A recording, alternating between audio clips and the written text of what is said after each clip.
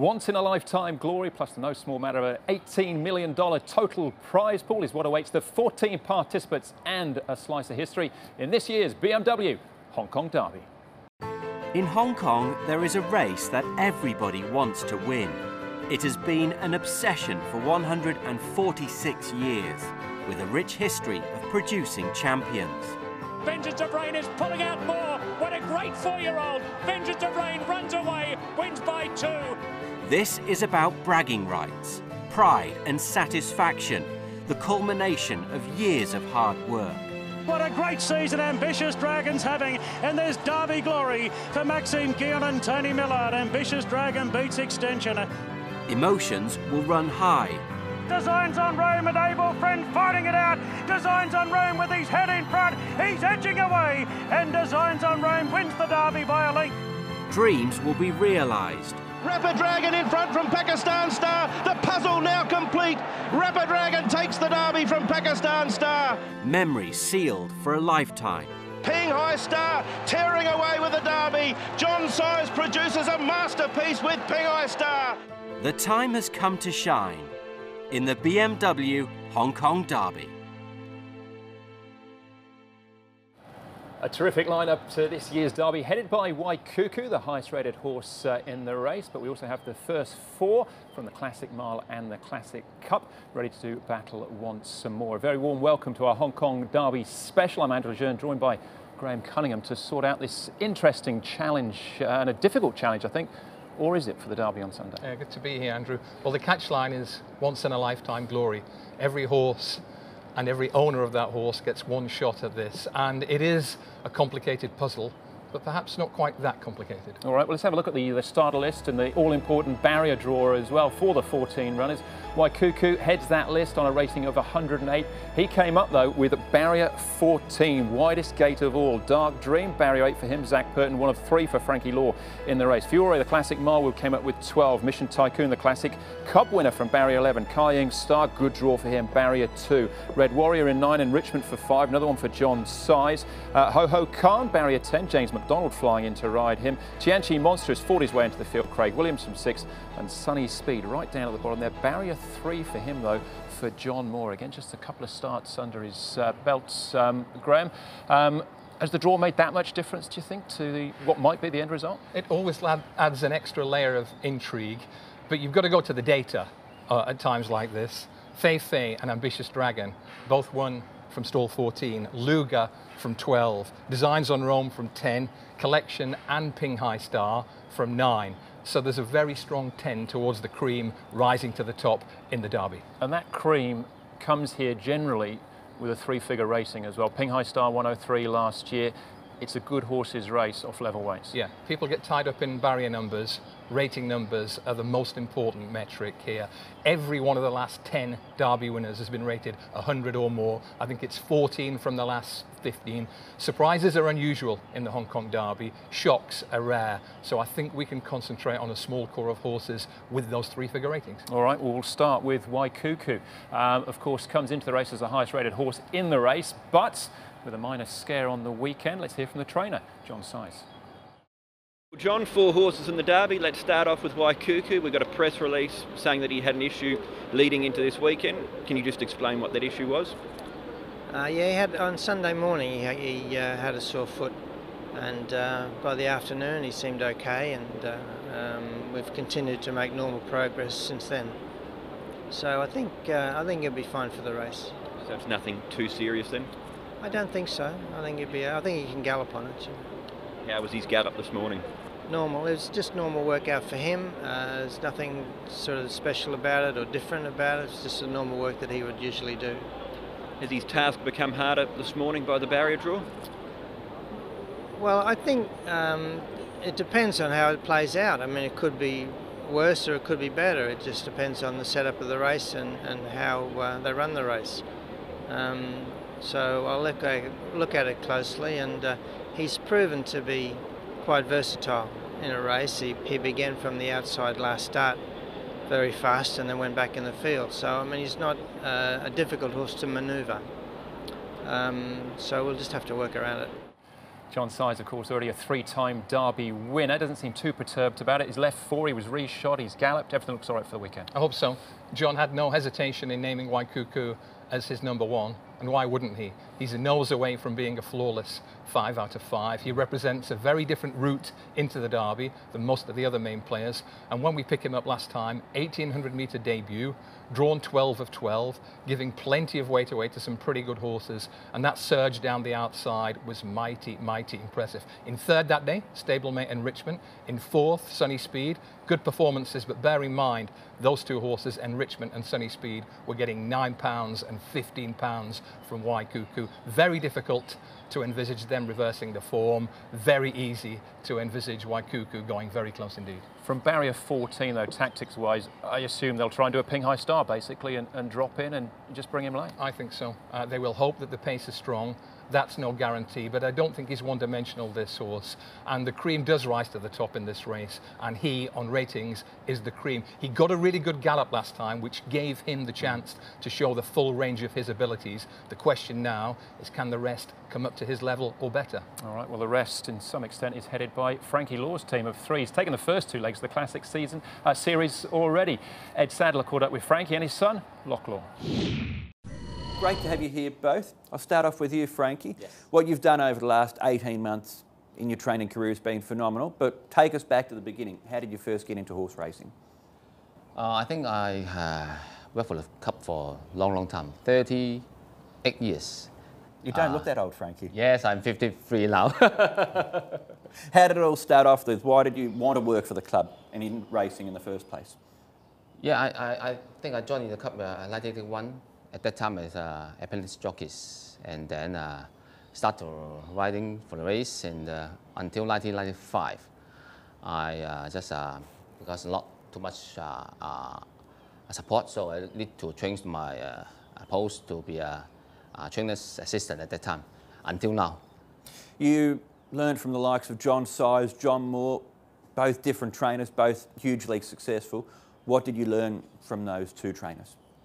I think they have different style. I think Mr. Moore have you can say he picked the race for the horse. He will the horse should be very good form in that race. He will win or very close. And Mr. Size is a little bit different. He just not push too hard, just step by step. So totally different style.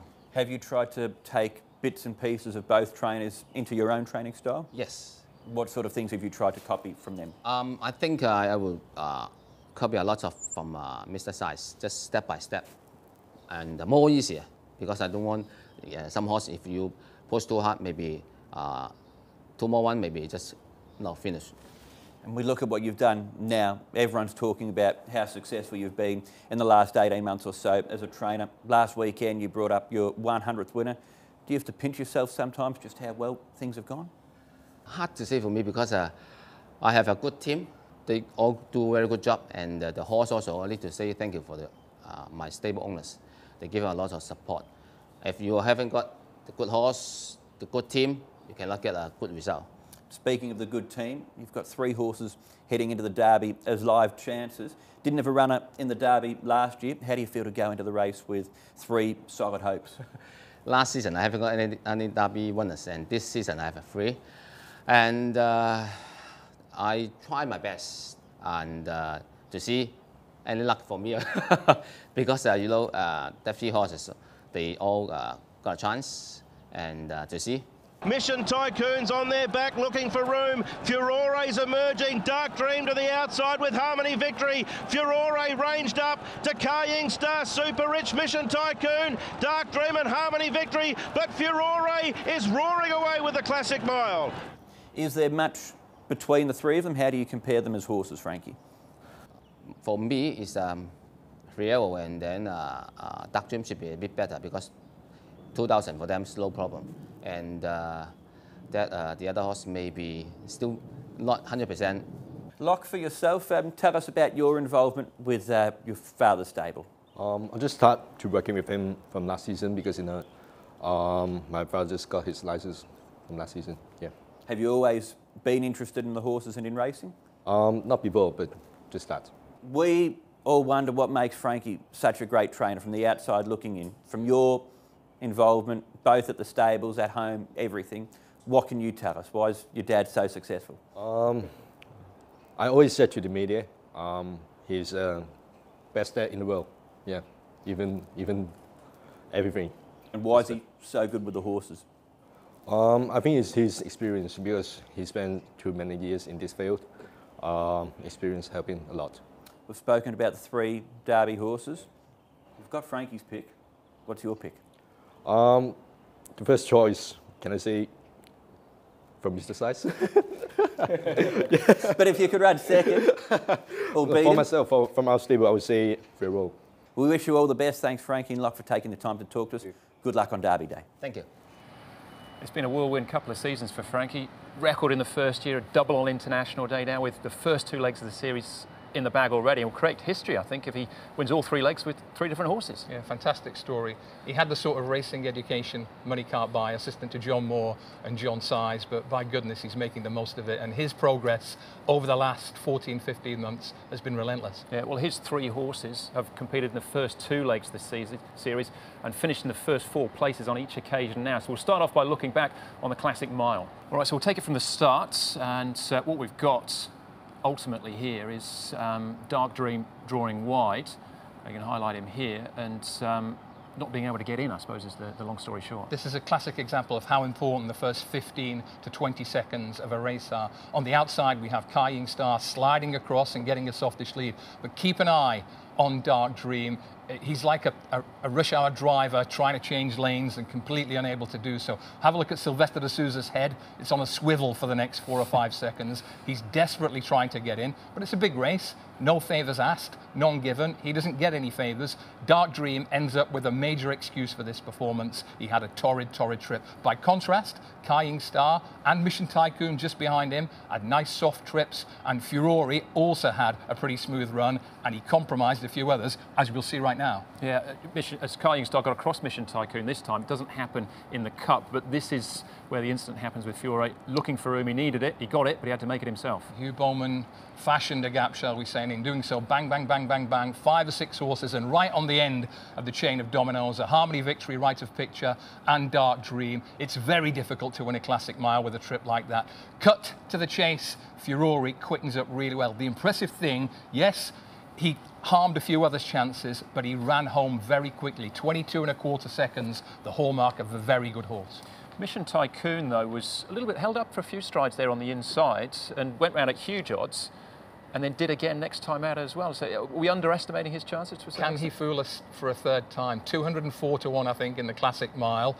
Only 91 to 1 in the Classic Cup. He is an improving horse. My question mark about him, Andrew, he has had the favours in both those races. Those races gave certain horses a chance to shine. Mission Tycoon was one of them. And those 2 races worked against a few horses. I could be wrong.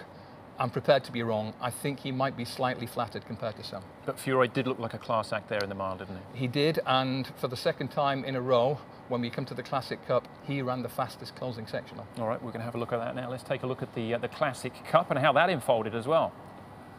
Let's pick them up early, and you can see that this time Furore is drawn pretty high in the hoops, and he switches right across. Dark Dream this time gets a better position, but he doesn't get a stronger gallop to run at. There is Mission Tycoon, very, very cute ride from Derek Lang. He kept him slightly away from the main body for the most part, and then I think the only word is he just floated across. He wasn't pressured, and he was able to get across from that high draw and dictate the pace to suit himself. 2nd from right is Kai Star. He runs a really good race. I believe he needs a stronger gallop to show his best. But on this occasion, soft fractions, easy fractions for Mission Tycoon. Left of picture towards the rear in the Bumblebee hoops. Hugh Bowman on this occasion ends up in a very, very tricky tactical position. Helene leading star in the purple jacket as well. He's drawn barrier 13, so it's a tricky draw for him. But Mission Tycoon still out in front. A lot of people didn't think he'd get home. He clearly did. Dark Dream looked a little bit dour, I thought, here in the straight. Yes, I think he needs a true gallop to show his best. Horses like Dark Dream, horses like Furore are copper-bottomed, absolutely proven over 2,000 metres plus. Mission Tycoon isn't. We may be underestimating. Cut to the chase again. Mission Tycoon is still strong on the lead. Considering he had an easy time, he didn't run a fast closing fractional. Have a look on the outside. Too little, too late for Furore. Galloping on strongly into fourth. Carrying Stark third. Dark Dream second. It's hey lads, hey this weekend. I don't think it'll be the same finishing order over a longer trip, especially if we get a stronger pace. 6 of the last 7 derbies have been won by someone called John Moore or John Size. Richard Gibson was the last man to break that with Akid Mafid, who went off for a very short price favourite. He's got Gold Chest, who bounced back a little bit last time out. Yeah, he's a horse with plenty of ability, plenty of potential, but it might be more medium-term potential than short-term potential. He's still lightly raced, this horse, only had a couple of runs in England, just a small number of runs here, ran pretty well last time. I spoke to Richard today. His fear is that this race might come a couple of months too soon for Gold Chest, and I get that. What about some of the other horses? Sunny Speed, who we saw in that race again, has run well after that. Ho Ho Khan was closing off quite strongly there, and Tianchi Monster's done nothing wrong, but at a lower level. A couple of those, especially Ho Ho Khan, Tianchi Monster, are strong, strong stayers. The better the gallop, the better they are likely to run. But what's your feeling? I'm not sure we will get a very strong gallop. It looks like the same horses to set the same sort of pace, i.e. Mission Tycoon and Kying Star. Well, that's it. If Mission Tycoon gets out and they leave him alone, then he's not going to go at breakneck speed. It's not in his best interests. If they leave him alone, then it might turn into something of a sit and sprint. Kying Star's the interesting one, because if he sits on a soft pace, he'll run well, but he will be out-sprinted. I think we've seen that more than once. But he's got a ton of stamina in his pedigree. I think he's the horse who could roll out and set a true gallop and keep on rolling and outrun his price. And it would be a brilliant story for Vincent Ho to win the BMW Hong Kong Derby. It certainly would be. It's been a long time since we've had a local jockey win the Derby. As far as settling on a winner then, at the end of the day, there was a big price winner in 1999. But since then, it's been a favourites race. The biggest price winner since then was Paul O'Sullivan's Vital King, who was a 10-to-1 shot about 10 or 12 years ago. It tells you to concentrate on the proven performance. Waikuku could be a real star, and I don't want to knock him in any way. But the most impressive trial I've seen was the Classic Mile. When I saw Furore Quick and Clear, I was mighty impressed. I can easily excuse him his latest defeat in the Classic Cup. He's proven over 2,000 metres. I'm not too concerned about the draw with Hugh Bowman aboard. It's Furore for me. All right, class is the key then as far as the Derby is concerned, and Furore certainly has plenty of that.